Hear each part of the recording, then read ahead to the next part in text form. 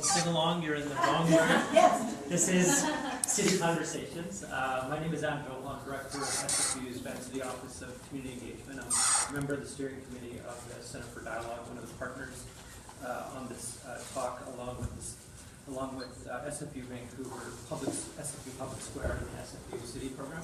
Just wanted to begin by acknowledging that we're on the unceded territories of the Coast Salish people, the Musqueam, the Squamish, and the Tsleil-Waututh. Even though this is a formal lecture-style classroom, City Conversations is really meant to be a conversation. There's no speakers in the audience. We have our presenters and participants. The presenters will briefly frame the conversation, and most of the time it's for you as participants to take part in questions, conversations, and dialogue. This is meant to be a lunch-friendly environment, so if you do have a lunch, feel free to open it and get eating. If you've got the fat burger combo, save me a bite. Do you have fries? If you're tweeting, there's our hashtag, hashtag CityCom. And also, if you have a chance to sign up for the sheet, there'll be future city conversations that you can sign up for as well. There's one circulating, you can also sign up afterwards. So the topic today, do British Columbia schools deserve more funding? Last month, a long-standing conflict between the Vancouver School Board and the provincial government ended when the Minister of Education fired all 9 elected board trustees and appointed a former Delta School District Superintendent as the VSB's trustee. Public schools have a special mission to develop community and democratic values, but BC is divided on school funding. What does this action mean for Vancouver families with children attending public schools? If policies change, how will additional funding be used? With current levels of government support, will BC schools maintain their current standards? Will special needs families feel pressured to move students to private schools? Speaking to these questions are 2 parents who have risen to leadership and advocacy roles in Vancouver public education. Patty Backus is a former trustee and chair of the Vancouver School Board. Andrea Sinclair is co-founder and president of Parent Advocacy Network for Public Education, known as PAN Vancouver. They're both going to speak for about 7 minutes each, and then we'll open up the conversation to questions and dialogue. So please welcome Patty. Thank you. Well, thank you very much, and thank you for that introduction, and thank you to SFU and City Conversations for having us today. As Em said, my name is Patty Backus, and I was recently fired as an elected Vancouver school trustee. I ran for the Vancouver School Board 3 times in 2008, 2011, 2014. Was elected by the people of Vancouver. I can say each time I ran, I came at the top of the polls and felt I had a strong mandate for the platform that I ran on, which was leadership and advocacy. I was elected chair of the board by my colleagues for 6 years, from 2008 to 2014. And was very proud and to have the honor of being a school trustee in a really interesting and challenging time. I came to that as a parent. I had been involved. I had kids who my oldest daughter started school in 1999, and my son started in the year 2000. And by the time they were sort of in grades 2 and 3, a whole number of issues were becoming very apparent to me that were affecting the school system, particularly what was then a major dispute between the BC Teachers Federation and the education minister, who was a woman named Christy Clark, and who was going through a very difficult process and eventually stripped the teacher's contract, came out with a legislative agreement, which we just finally heard the conclusion of last week in the Supreme Court of Canada.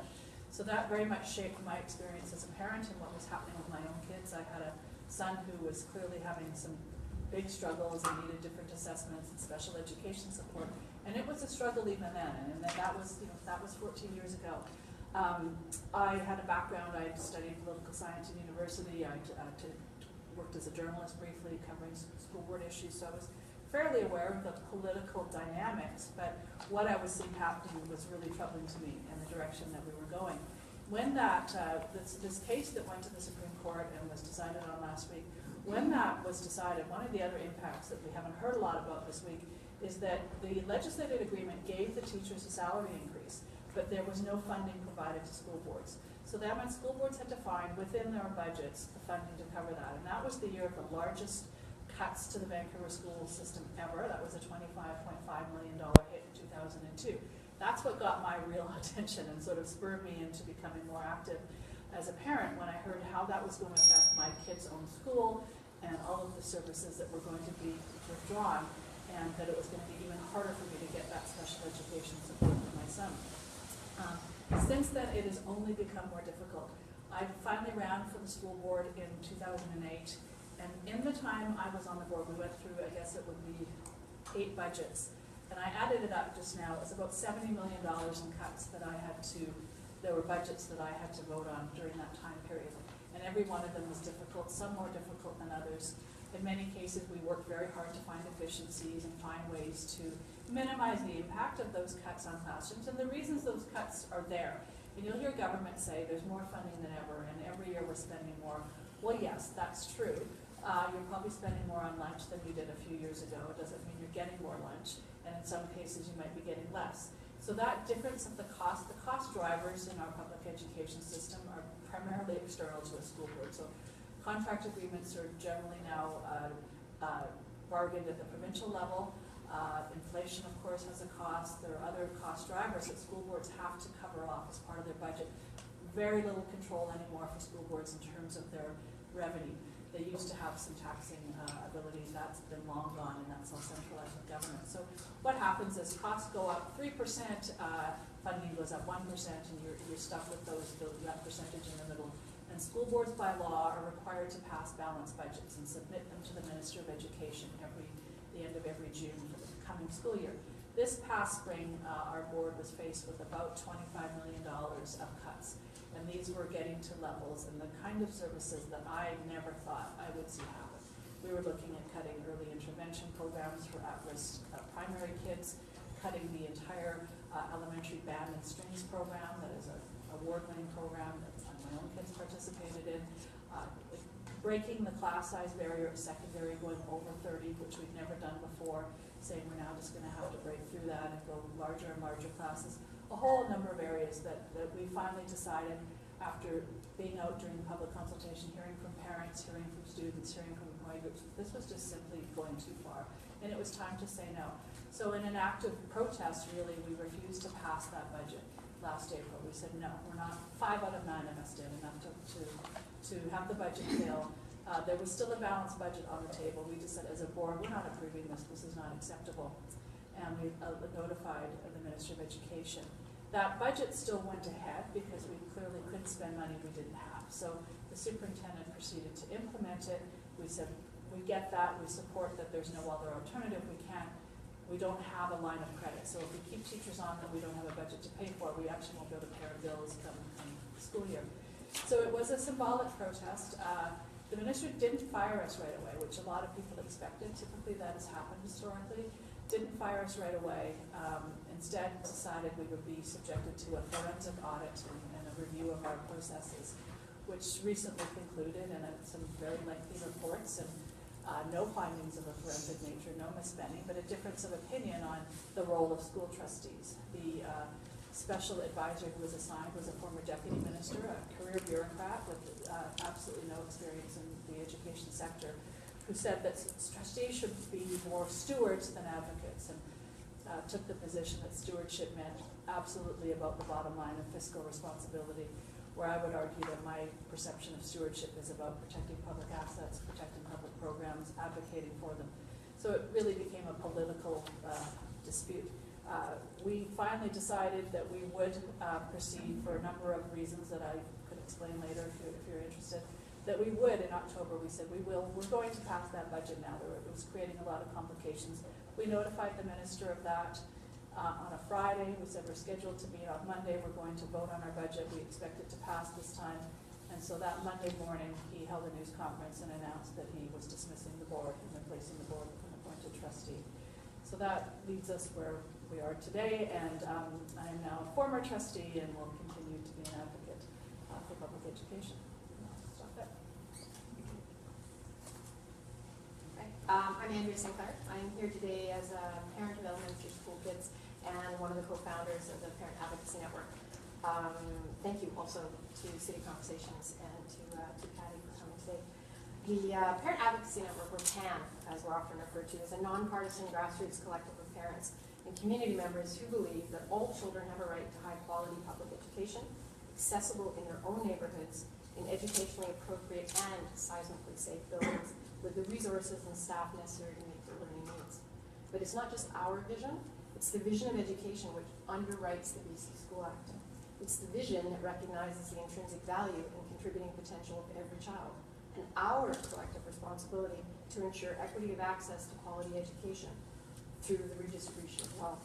It is also the principle of equity at the heart of public education and our democratic society that continues to be undermined by the intentional and persistent underfunding. We are gravely concerned that the level of underfunding experienced within our public schools is now so severe that it's threatening these foundation principles, as outlined in the school act. And Patty mentioned, just a few over the last 10 to 15 years. The provincial government has deprioritized public education. They have the ability to fund it, they are choosing not to. The government has within its power to provide school boards with adequate funds and flexibility to make them allow them to make fiscally prudent decisions that are in the best interests of all of our children. BC deserves a stronger, healthier future, and the foundation of that future is the education of all of our children. They deserve the better public education. However, in blatant disregard to the recommendations of their own select standing committee, now for 3 years running, it was released just earlier this week, and in dereliction of its own legal mandate, the government continues to refuse to provide predictable and adequate funding and educationally appropriate and safe facilities. The system, that is the partnership of school boards and government, as Petty mentioned, is constructed on the principle that the province is responsible for determining the appropriate funding, and the school board, as good stewards, are to make the necessary choices and trade-offs to deliver and support educational programs, no matter how difficult. This begs two key questions. One, to whom is the government accountable in determining the appropriate funding levels? Certainly not the 75,000 public school employees. Since January of this year, 40% of the school districts have written letters to the minister asking for urgent requests for adequate predictable funding because they are unable to meet their students' educational needs. Certainly not the Standing Committee on Finance and Government Services, who again, for the third year in a row, has identified public education as the top priority for citizens across BC, and whose recommendations continue to be ignored. And certainly not parent advocates, who, by the way, represent 550,000 school children across BC, who are apparently, quote unquote, disgruntled, self-interested, and unwilling to accept trade-offs. Number two, what trade-off does a school board or good steward be willing to make to balance the budget? What trade-offs are we as parents, also stewards, are we willing to make? How about these trade-offs? These have been made over the last 15 years within Vancouver. Is it acceptable that 25% of teacher librarians have been cut? Is it acceptable that 90% of all art specialists in elementary school have been eliminated? Or that 50% of ELL teachers have been cut since 2001, even though 40% of children entering kindergarten speak little or no English? 33% of special needs teachers have been cut despite the increased number of children with designated needs. Over 1,800 grade 4 to 12 classrooms in Vancouver had 4 or more children with IEPs, and of that, 757 of those had 7 or more students with designated needs. More than half of the 5,200 special needs children in our district did not receive any additional funding this year, yet the government did push some millions to students with special needs in private schools. For a province implementing a new curriculum, upon whose core competencies include communication, creative thinking, and the understanding of personal and cultural identities, this erasure is particularly incomprehensible. How is it possible under these conditions for all children to access an education that meets their learning needs? The provincial government claims they are spending unprecedented amounts on education. Yet every year, parents, like myself, are spending unprecedented amounts on subsidizing a public education system in jeopardy. Clearly both cannot be spending record levels while schools are closing, over 250 in BC in the last decade. Staffing and resources for students are reduced or eliminated, and buildings are not made seismically safe. I could quote the usual figures about the 25% decline in education spending as a percentage of GDP, or its failure to keep pace with inflation, or the increase in downloaded cost of boards, or their annual budget shortfalls across BC, or the best one, the infamous claim to the second lowest per pupil spending rate in Canada, but I won't. It's pretty clear to me that public education has been deprioritized and is being systematically dismantled. We know that some packs and families can compensate financially, but certainly not all. This is particularly true for the 22% of children in the city who live in poverty. for whom even the basic school supply fee is prohibitive, and whom are being denied by virtue of their socioeconomic status, equity of access to their basic educational rights. These are the hard choices that good stewards are being called on to make. There's another kind of word for this choice. It's called discrimination. All this, we are told, is a result of declining enrollment and can be addressed by closing schools for more efficient use of space. But this masks the underlying flaw of the current funding model, which also introduced in 2002, no longer adequately compensates for the diversity of needs and has removed all funding allocations for the facilities themselves. This has created a situation in which school buildings now as fixed expenses are liabilities to school districts, resulting in funding shortfalls disproportionate to the degree of the enrollment decline. School closure becomes the only option for stretching diminishing funds. In short, chronic underfunding has reached a crisis, creating unacceptable inequalities within our public education system, and is no longer able to provide a quality education to meet the needs of all of our learners. In their zeal to bend the cost curve and to force efficiencies, the government has neglected its primary responsibility, that is the provision of operational funds and the infrastructure necessary to enable all children to receive quality public education under the guiding principles of the BC School Act. This, after all, is shown to be the best investment for achieving societal health and future economic prosperity. Parents are no longer willing to accept the kind of trade-offs that are creating inequity within our system, and by extension our entire society. The willful lack of appropriate funding by government in contravention of its own legal mandate and the declared priorities of its citizens is undermining the very democratic principles that our public education system is founded on, and we as a society must fight to retain it. Teachers and staff face that struggle every day. They are still committed and providing excellence in education in the face of lost resources and increasing need. As citizens, parents, grandparents, we need to do our part. We need to stop the erosion of public education and demand adequate, predictable, and sustainable funding to meet the needs of all of our children without discrimination. The government continues to belittle us and try to make our collective advocacy seem small and without effect. The opposite is true. All over BC, people have taken a stand and they have raised their voices, and together we are loud, and together our voices are strong, and they do make a difference. Public education is an election issue. Public education must be made a priority and must be funded.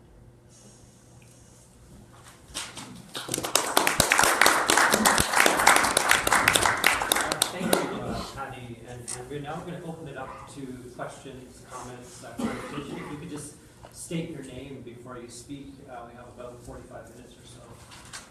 Yes, please. I understand it, Reed. I have a question about how much money that is collected in Vancouver for the schools stays in Vancouver?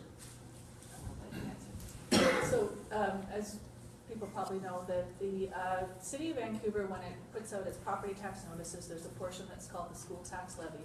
That is collected by the city and it's sent over to Victoria, and it goes into their revenue. That typically makes up about 1/3 of the education budget. So the rest of the public education budget or the Ministry of Education budget comes from other sources of general revenue, income taxes, property purchase tax, sales tax, things.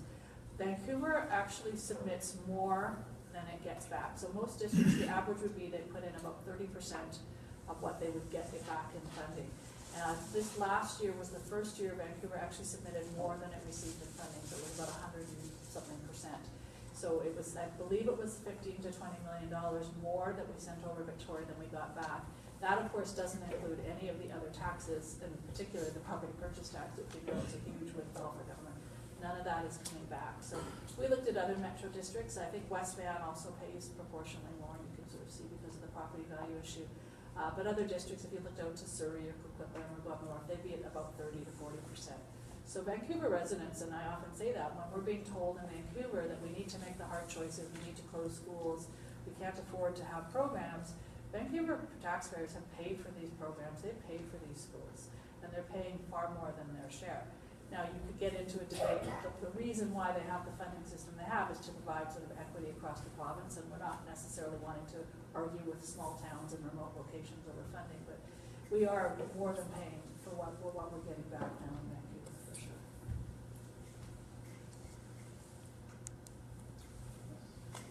I'll jump in with a question. In one of the op-eds that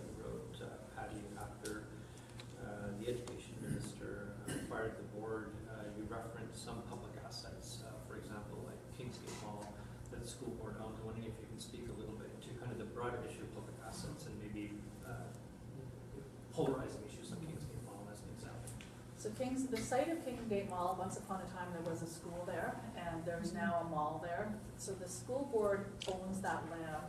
The mall is owned by a company called the BD Development Group, which leases the land from the school board. And it's a 99-year lease, and I think it's about 40 years in. There was a different original leaseholder who the BD bought the lease. So they have that lease claim on that land, and they pay annual lease payments to the school board. That money right now sits at about $750,000 a year, and it goes into what we call the local capital reserve, and it can be used for operating costs. So that has really helped out the budget many years. It's saved different programs, and we often go draw out money from that and when we're looking at a crunch. So it goes toward programming and staffing. The school board has been in negotiations with the B group to look at a new lease structure and a possible joint project going forward. And those negotiations tend to be high level and tend to be confidential because you're talking about a land negotiation. The goal of the board was to maintain public ownership of the land, but potentially look at raising capital through either airspace rights, selling off some airspace so they could do some development, and rebuilding the site and renegotiating so we could increase the revenue stream and perhaps have an income stream. But also, as stewards, we believe that land should be kept there for future generations when we may need those kinds of properties for the city. We expect it will only become more valuable. It also, because of the lease encumbrance, could not be put on the open market and got market value. So that came up as an issue in this current dispute with government, because government took the position that we should sell it and use that money for operating costs, which was interesting. And we actually have a letter from Minister Bernier at the end of June saying, I'm going to allow you to do this. You can sell it, and if you can't sell it to the leaseholder, sell the chunk to government and then use that money on your budget. Now, I don't know how much some of you know about business, but selling off capital and spending it on operating is generally not seen as a long-term strategy. And in fact, it's prohibited by the School Act. The School Act of BC, Section 100, says that capital proceeds can only be used for capital projects, which is what we were trying to do. We were trying to raise some capital that we could use toward enhancing some of our seismic upgrade buildings or build new schools instead of just upgrading old ones. But we weren't ever anticipating using it to drain to each year address the province's underfunding. So that's a dispute, and the Minister of Education actually tweeted out at the time that the school board's more interested in being landlords than they are about kids and these kinds of political slags. But really, it's from a long-term stewardship role, there's a much better value in that asset. It's raised millions of dollars over the year to support programming, and yet it still remains a public asset. And I would suggest that the Kingsgate Mall site in the middle of Vancouver will only become more valuable to the public over time. And it would be a very short-term and short-sighted, I think, poor stewardship idea to sell it off to pay this year's bills for operating, and then you could quickly run down that and have really nothing left to show for it. So that was a position we took and we took as a board, we did pass a policy motion that we would not be selling school lands, even if we closed schools, that we would not sell off school lands, that they could be leased or used for other purposes, that those are public assets that should remain in the possession of the public. And as many of you know, as the city densifies, school sites they're not just used 9 to 3. They become more, they're parks, they're play spaces, they're sometimes the only open spaces children have to go use, in addition to parks, but they're used by the communities. As we face increasing densification and pressure, and we're seeing in some of our newer schools, we're building one downtown, it doesn't have its own playground, and you have to go use the public park. So my position as an elected official was I didn't run for office to sell off the public's assets and turn them all into condos. I would like to see these maintained so that our grandchildren will have these public spaces to use for the purposes. And I suspect the city will only grow in population, and we will need these sites at some point for schools.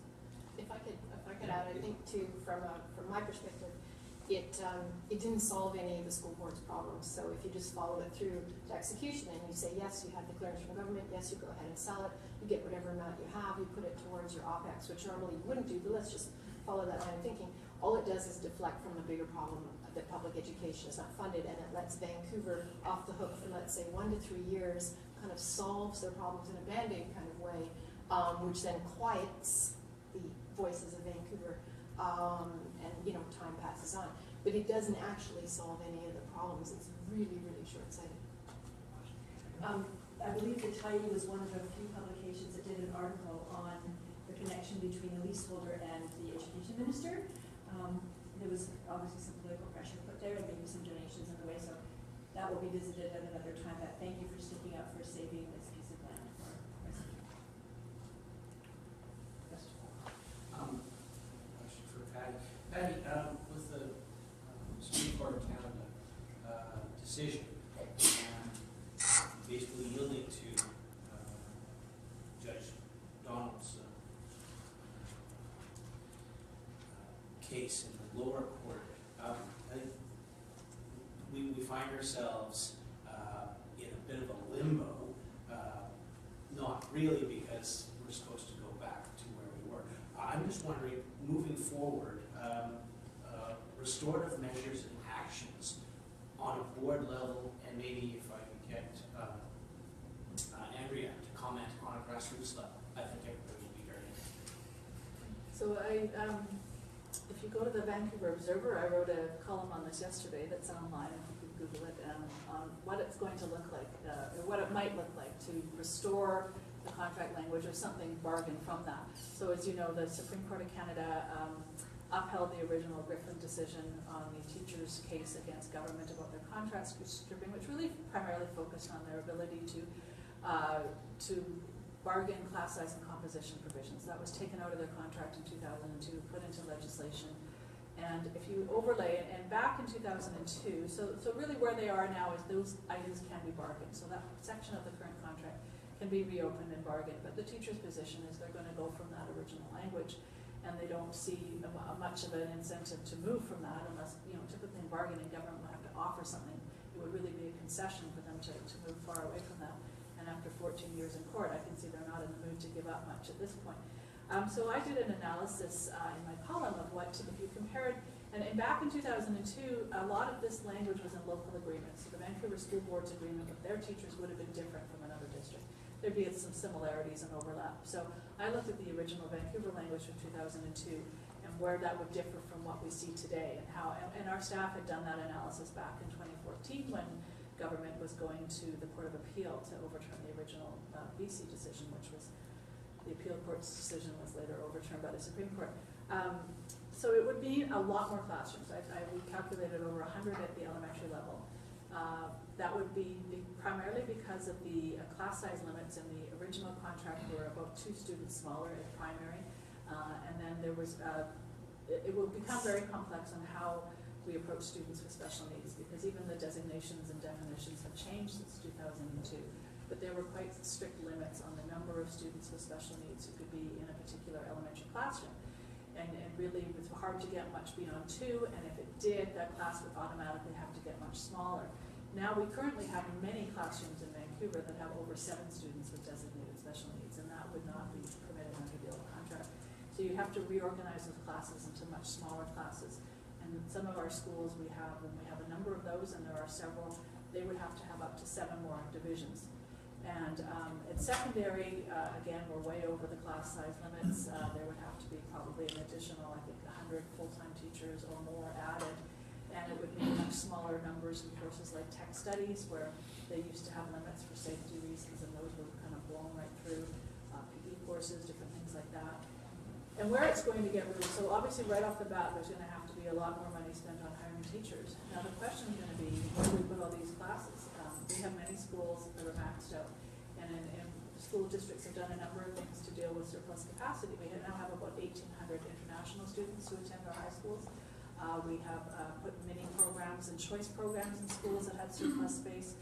There may not be room for those when they start reorganizing these classes, and if they have to go anywhere near the 2002 contract language.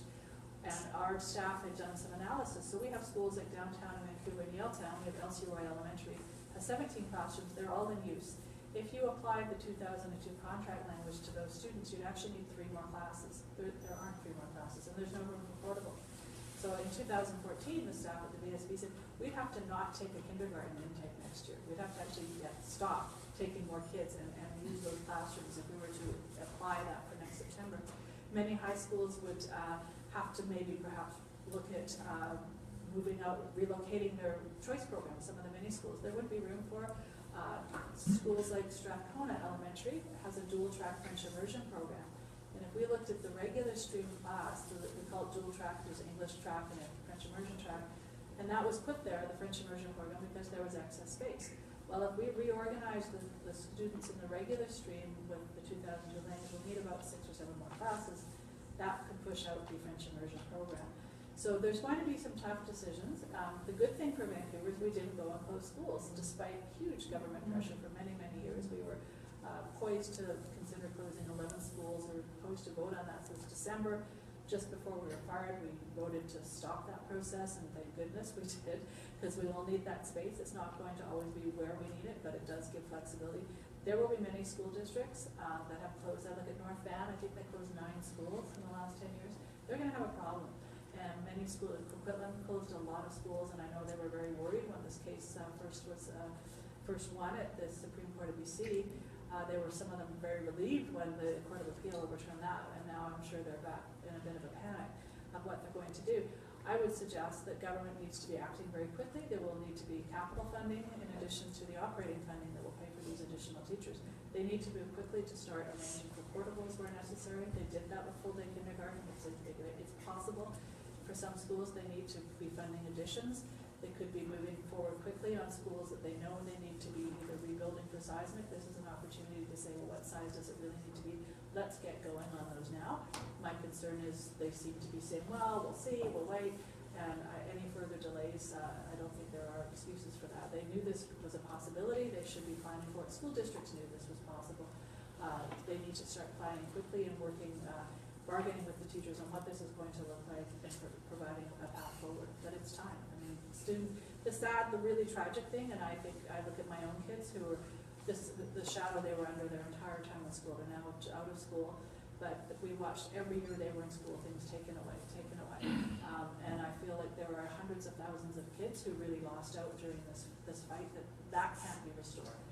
We can restore some things going forward, but we can't make it up to those kids who lost out when they saw so many services removed from their schools while they were attending. Yeah, I would echo Patty's comments. I think on 2 fronts, the public pressure and the board making the decision to stop the closure process actually will serve Vancouver well. In addition to the ones Patty mentioned, Prince George has closed 21 schools in the last 10 to 12 years. I mean, how do they now tackle adding more rooms, more teachers? I think it's a great moment for the BCTF to push back and have the government at 2 levels, or the courts rather at 2 levels, recognize that. But it's such a huge unknown, and our concern, we issued a statement this morning in cooperation with Families Against Custody Education, is that often there's another one that in 2014 follows a similar thing where when faced with increased costs, the government has pushed those costs, downloaded them down to the school boards, but not funded it. So that's a pretty recurring theme for them. So the issue with this is it will cost money, and it's money they should spend and should act on, but where does it put the school boards? So Burnaby was in the news this morning saying we're a little wary of this. What does that look like for us? I think, to Patty's other point, some kids have aged out. So they have lived through the hard years, and now they're not even in the system anymore. So it's a good move as it plays out, and whatever it looks like, and we're adding more teachers, more resources. So the numbers I even mentioned about special needs kids and too many in the class without the resources. Those are all good things, but it's a question of when. If you figure, how long does it take to have a conversation where you can come to an agreement, and then once that happens, it's what is actually needed to times 60 school districts, and then what's the process for hiring and then vetting. I mean, ideally by next September, because we're already mid-year, would be ideal from a parent's point of view. But I think if you've got the kids that have aged out, you also have the kindergarten parents who their frame of reference is so different from what Patty's would have been as a kindy parent all those years ago, or even as mine. My kids are in grade 7. They don't know what they've actually lost, and it will be really great for them to see what they are going to gain with the changes such as this. And I echo always is it's the advocacy. It's advocacy by boards pushing back, by people pushing back, by parents, all the little things that we do. It's actually tipping things. This isn't the first sort of pushback to government, and it won't be the last. And it's all helping kind of make a better education system for all of our kids.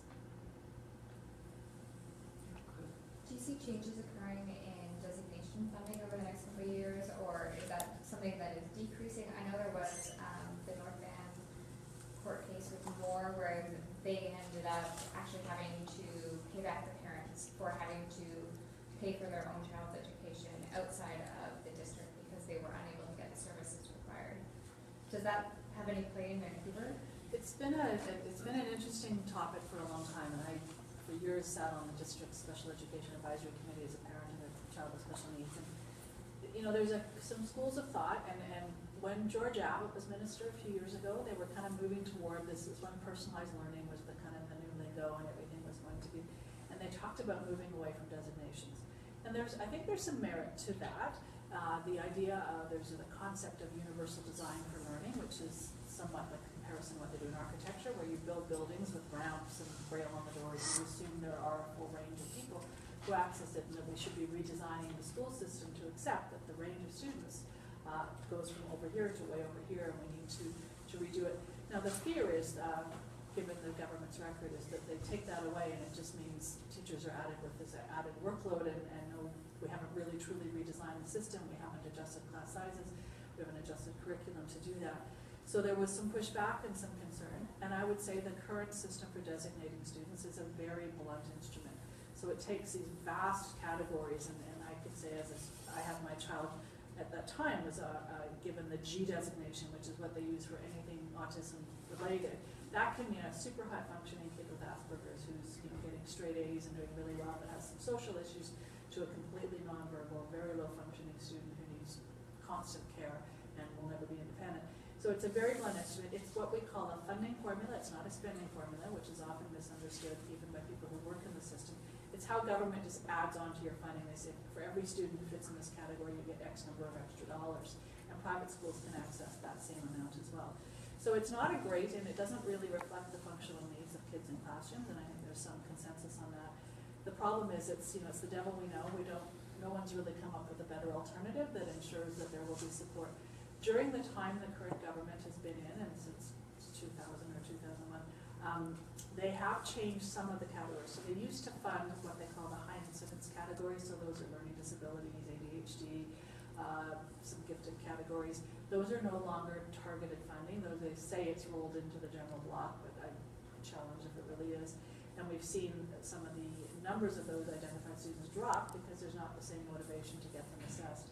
The low incidence students, or those are more the physically dependent, autism spectrum, some more severe categories, they are still funded, but at rates that don't really reflect their needs. So the autism, for example, it's around $19,000 supplemental grant. Well, a lot of kids, I know my son all through elementary had a full-time support worker. That would be the total cost of at least probably $50,000 a year, plus he needed psychiatric assessments and OT and all kinds of other supports. Now, by the time he was in grade 11 or 12, we pulled a lot of that away and he was more independent, which is how it should work. But that funding doesn't change. So I know in the Vancouver School District, since I've been around, we've been spending almost double than what we're funded for special education. So you look at the supplemental grants, they don't go nearly far enough.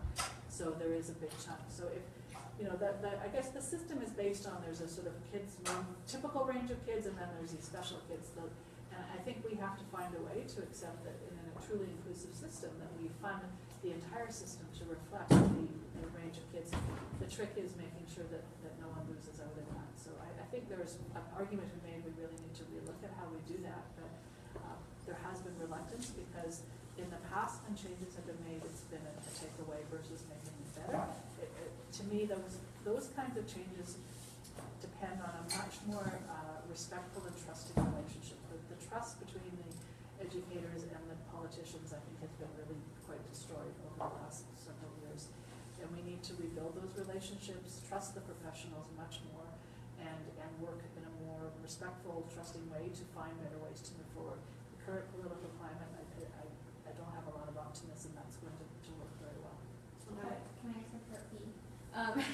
So you mentioned the analogy to buildings, and our buildings, like the reason why we rank and everything, is still based on ADA, which is the American Disability Act. We actually don't have one in Canada. I know they're pushing to get a federal disability act, but that wouldn't actually allow us to push for anything in schools because that's not federal. It's at a provincial level. So So do you see us pushing for a provincial disability act that help us in getting some of these systems in place? Because a lot of the advancements that have been made in California, whether it be for autistic children or dyslexic children and stuff like that, has been made using the ADA as its backing point that they have to push forward from.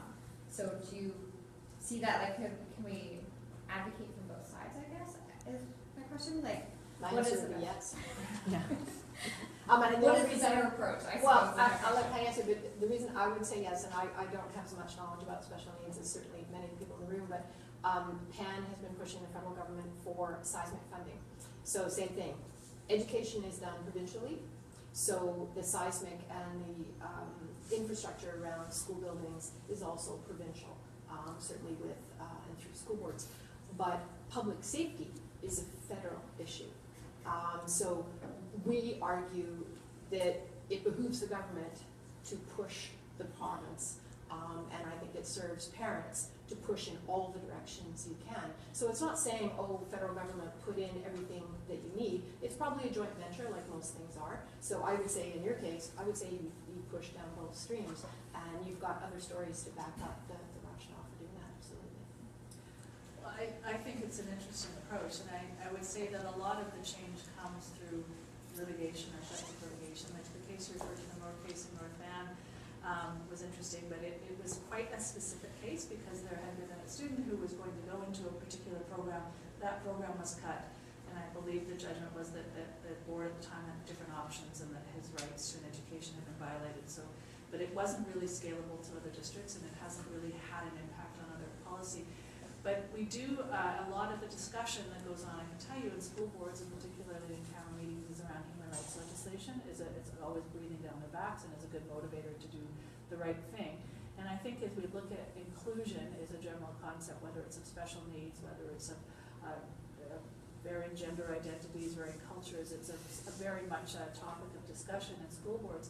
And we are moving forward, I think, in some really exciting ways in terms of, inclusion of trans rights kids, for example. So we're now looking at how we identify, washroom facilities, change rooms, how we go.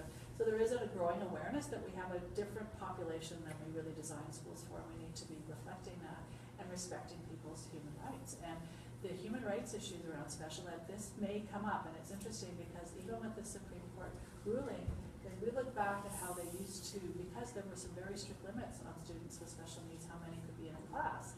The fear is always that, and certainly I know this has come from other parents with special needs, is that the students with identified special needs will be limited on the courses they can take. They'll say, there's already 2 of you in this class, you can't take it, as opposed to going from the other end, as those students get placed first to make sure we have access and we add in. So that, but that is funding dependent and some political will, but I do think we need to use those laws and the progress that has been made, whether it's for people with disabilities or other minorities in the population, to use that to pressure school boards to, as opposed to saying you're special, now you need your aid and we'll put you over there, is we need to design the system to reflect that you have as much right to be in this classroom as every other student, despite the needs that you have.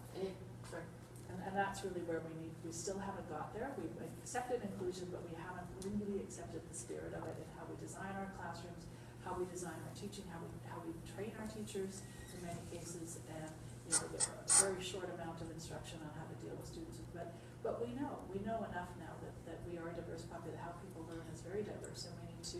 But you can't do it in a class of 30 kids and a cluttered curriculum you've got to get through. You need to have the working conditions that can allow teachers, with the right support and the right training, to actually meet the needs of all those kids. And you can't do it in the current system the way it's set up. In many cases, you just can't.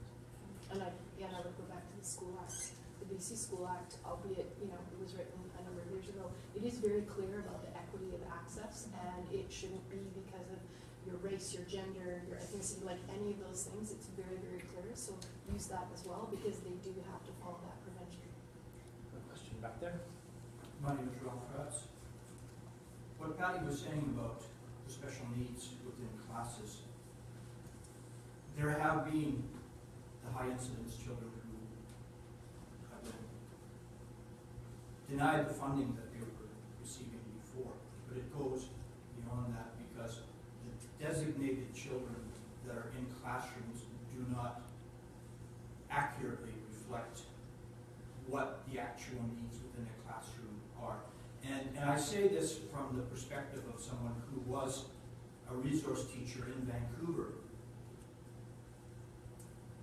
The process for getting a designation has become increasingly challenging over the years. And in large part, this has been due to the ongoing underfunding. So you find yourself in a situation where you have fewer psychologists, you have fewer speech and language pathologists, you have fewer area counselors, and so on. The process begins at school-based team, where the enrolling teacher brings the child to the attention of the specialist teachers, and we look at the history of this child by reviewing the student's files. And in order to move it forward, there has to be very specific testing in place. When you have a school psychologist telling you straight out, I've just had 3 more schools added to my workload, and I can't get around to your school. My wait list is incredibly long. I can't bump the children at the top because they've already been bumped. So you can't move forward when you have these impediments, these roadblocks being put in your way. And even if you do get the pieces in place, you then take that to the next step, which is central screening. And you have to have an ironclad case for that child to get that specific designation that you want. But the requirements in some cases are very onerous. And they will look at the child's profile. And if there's even a small spike, which is a relative strength, that will be used to exclude that child from getting that particular designation. So what you then have happen is the recommendation, well, if we can't get that, let's go for one of the designations that, even though it doesn't bring funding, at least it will flag that child that we have a concern. It brings no additional services to that child, it gives no extra support to the classroom teacher. The need is there, but it's not being met because of all these things that I just spoke about. I would love to hear what you have to say about that. Well, and you're right, and what you're describing sounds like sort of a Kafkaesque bureaucracy of just like we've got a 7-year-old here who's struggling with reading, and why do we have to go through these hoops? So, which gets back to, you know, one of the things that we had tried to do at the Vancouver School Board is, in talking with someone as a college, one of my colleagues who just also got fired as a trustee was a longtime school psychologist who said, you know, regardless of what that diagnosis or profile ends up being for that child, once they get through all those hoops and get an assessment, many of the interventions are the same at that level. It's one-to-one reading, get them reading on track, whether it's ADHD, a learning disability, an autism category, an anxiety issue, all of those things often come back to the very similar interventions, which is getting them reading on a one-to-one basis. So instead of waiting till grade 3, you're going through all of that, and then what? So you get and I went through that with my own child, you get this lovely many-page long assessment, you get all this, well, what does it mean to this kid in front of you who's frustrated because he can't read? You need someone to teach him to read, someone who knows how to teach a child to read who has difficulty. So we did that. We actually started an early intervention program. We used the reading recovery program, trained a lot of teachers. It's expensive. It requires specifically trained staff who can work one-to-one. And we have been rolling that out with very good results. So it really based on an in-classroom assessment that a teacher can do in grade 1. They don't have to send them off to a psychologist. They don't have to go through screening. They just have a very fairly efficient assessment they can do. Any grade 1 teacher can tell you by November which kid in their class is probably not going to be reading by the end of the year, who's going to have trouble. Trust the teachers. Let them identify the kids. Have staff available to come in and do that early intervention program. So instead of waiting to find out which they are on a scale. And by and large, that has tremendous results. If you can get them reading at grade level at the end of grade 1, their odds of being successful in school go up dramatically. And that stays with them. There's been research to show by grade 8, you can see the difference. It pays off, and it's cost effective. Now, that was something we had been working with. We rolled out to about, I think, half the elementary schools, and that was actually in our budget cuts this year, is to start cutting that back, which to me made no sense when you have sort of proven interventions. We know the earlier you get in there, the earlier you get these kids on track, you prevent so many of the future problems, the psychological issues that come from being failing and frustrated and all of that. So yes, I think it gets back to, we need a better, efficient way than this sort of old bureaucratic system of a medical model, really, which is based on going through and assessing what may be going on and finding a medical diagnosis, which really doesn't necessarily help in the classroom, and sometimes might generate some funding that might make you at the school eligible for an additional support worker who's got 1 year of training at Langara, who may be good with kids, may not be so good with kids. But to get back to the kinds of interventions that we know work, and that takes money, that takes commitment, and that takes highly trained staff. It's not a matter of just sending them off to go do another activity in another room with someone with sometimes quite minimal training. Much as I respect and appreciate the work of the support workers, they're not educators necessarily. So I think we have to look at better ways of, we know we're gonna have X percentage of kids who are gonna struggle with reading. How are we gonna shift that? I think we can shift that through some very targeted interventions early on. And you still need to have that system there. Some kids are complex and we need to understand, but some we can, most grade one, the teachers tell me again and again, they know what the kids need. They just can't get access to it. So they go through your bureaucratic process or our bureaucratic process to get that. Where what they'll tell you very simply, they need to go off and learn to read with someone, they need some one-to-one help. I don't have time, I've got 27 other kids, but I know this child needs this, or they need some OT, or they need something else. And putting more trust in the classroom teachers, that they don't have to go through this quite ridiculous process to get help. I can't tell you the number of teachers that have actually cried to me saying, I've got this little guy in my class, I know he needs this, and I can't get it. And if it was your family doctor, they can refer you to a specialist. Why don't we put that trust in teachers to say, this kid needs this service, let them do it and take out all that bureaucracy and all those people that go through all that screening and those meetings and the teams. A lot of them do good work, but we need to start putting trust back in our teachers, recognizing they're professionals and that they can prescribe the support that those kids need and make it available. You raise a good point, and I think it goes back to some of the confusion that we have heard is the Supreme Court ruling opens up the conversation with the teachers for the things like class size and composition, which this is much part of. It doesn't solve the underfunding problem. Even if they fund whatever gets negotiated, and they fund that solely, let's say 100%, and it's lovely, it still doesn't solve the underfunding. And to what you've noted and Patty's noted is the school board, the Vancouver School Board got to that point where they were cutting the things that actually start to impede the ability for all children to get the resources and the staff and the education that they truly need. And it's that same thing. So long term, to the points you both made, if we can help those children, all children, in the early stages, identify and help them through, then they become that next generation of citizens. They are then more productive in society, whatever that might look like, and they are engaged, they are part of it. So we're investing in education, that should be what we're doing, but the government seems to have a real problem in actually doing that, and that's just symptomatic of those cuts. Thank you. I'm going to actually go back here to Paul Shaker, the Wallflower, coming back to former Dean of Education. We'll have time for one more question from you as well, but Paul, if you could comment. We've got two governance systems, two kinds of elected officials, and only one can tax, and it seems like a recipe for disaster. We recently had a TransLink referendum to determine what the public's will was on TransLink. California voted last year at large in the whole state, and people taxed themselves more when they had a chance to vote on taxes for education, to keep tuition down at universities, and to upgrade services in the public schools. Isn't there any way that people of British Columbia are going to get a chance to express themselves on this issue?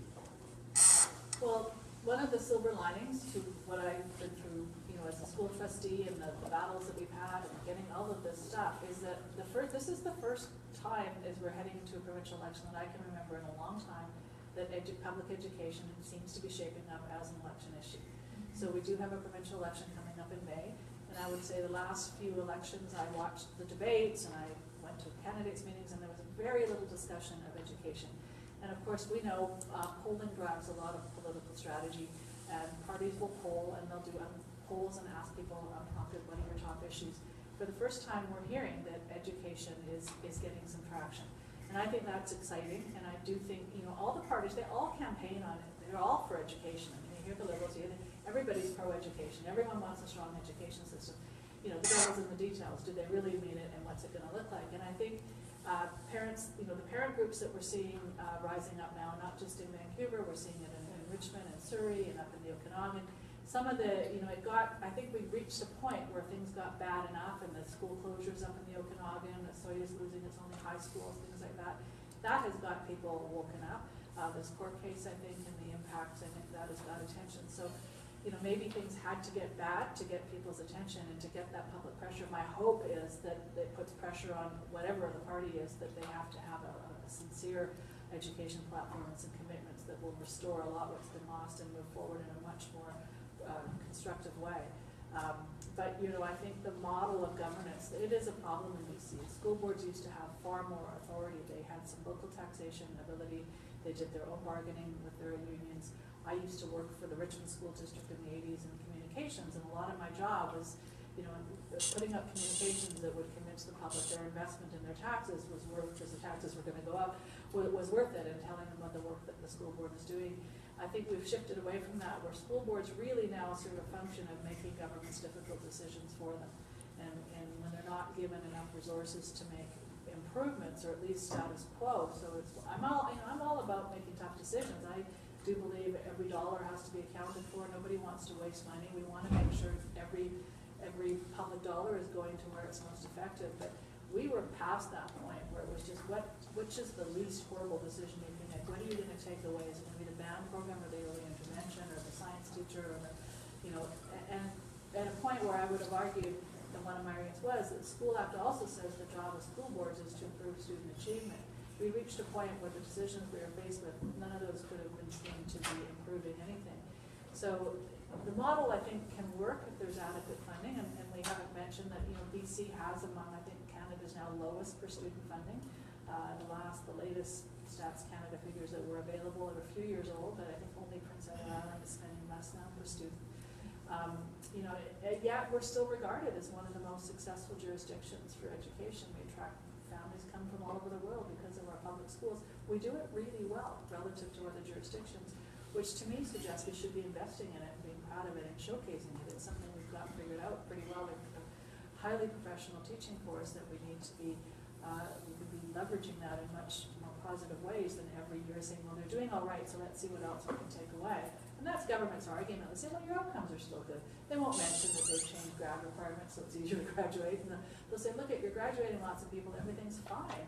And I'll still look at it and say, are you kidding me? We still have, in Vancouver, we still have abysmal rates of graduation for, say, Aboriginal students or the students in poverty. Like, we have the huge gaps that I don't think we can afford to have as a society. Just from being healthy and being prosperous, you can't get by on that anymore. I mean, it was one thing a few generations ago to graduate just barely and go out there with your high school diploma and you could get a job in the resource sector and live a decent life. Now you have to have some sort of post-secondary training, and we have, with our demographics, we need every student to be fully functioning at their full potential, and we're not nearly there. And so I think our governance is a challenge. If we're going to have school boards, they have to be given some flexibility and resources to actually make good decisions. I think there's a problem right now where they're just really a lower level that's given a bundle of money and said, go out and figure this out within the constraints of the School Act and your collective agreements, and very little room to maneuver. And that's going to become an increasing problem. I'll be interested to see if the current government is reelected and we come up to municipal elections in 2018, if there will still be school board elections. I'm not sure what they'll want to do with Vancouver. I suspect they'll be concerned about the Vancouver school board running again. The last time they fired a school board in Vancouver was 1985, and the board majority was reelected and swept every single seat in the next election.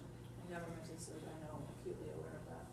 And we don't have a referendum, but as I mentioned earlier, the Select Standing Committee released the report again this week, and it's the third year running where they have said that the citizens across BC, and that's people who presented at the face-to-face presentation sessions, education was the #1 thing that people presented on, regardless of what group they represented, and they took online feedback from people and other forms of feedback. Third year in a row, education K-12 is the #1 priority for citizens, and like you mentioned, they are actually okay with paying more for it. So third year in a row, why are they not listening to that? So this could be, as Patty's pointed out, and as we've said, It's a tipping point. There's enough things that are just pushing the conversation up and over that it might be the time to actually are listening to this standing committee this time. Guys, we're at time, as this fellow has been waiting patiently, so we got 15 seconds and a 1-minute answer before we wrap up. Yeah, maybe 15 seconds are about to good enough. Just to present my qualifications, my name is Mark Jablonski. I've been in Canada for 50 years. My father was a school principal, and my mother was working in school until her age of 82. I've been a teacher too. I have 3 sons. Most of them, all of them completed the university, and the youngest one is studying public policy right in Simon Fraser doing his master's degree. I may have a little unorthodox view at the schools. Being the executive of the DPAC in Berkeley and later in Surrey, I've seen lots of abuse from the highest levels. When in the Burnaby School, I raised $150,000 to buy computers, just working for the casinos.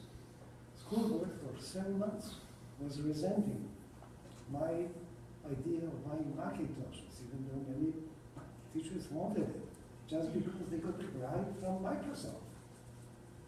And only after a server at the Burnaby South failed and the report cards and the salary, teacher's salary were not on time, they said, okay, maybe we will use Macintoshes after.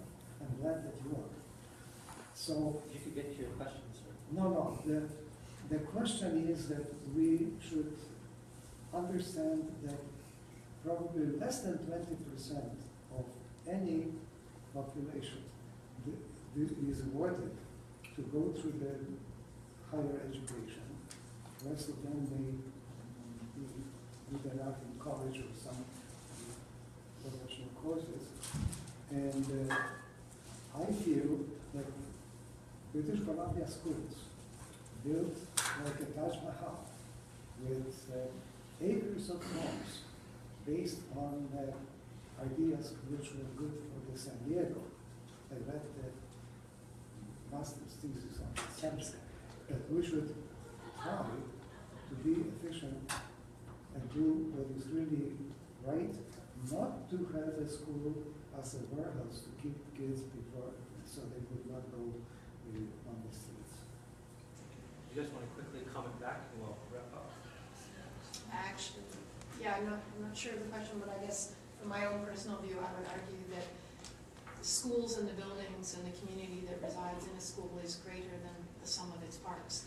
It is a place of safety, it is a place of learning, it is a place of community, and I would like all children to go through that K-12 system. I would not like them to leave because it's not meeting their needs, because either as a society we're going to be paying for those children leaving in some way, shape, or form, but because in society, whether 20%, I can't dispute that number, I don't have a number with me, but whether that number is right or not, we will always have people that need to fill the broad spectrum of what we as society do need. We need people across it doing all the things that we need, regardless of those roles and positions. Thank you very much for being here. This is the last City Conversations of the year. The next one will be in the new year. And we also want to thank both Patty and this is Hives for Humanity from right here down the side. So thank you very much.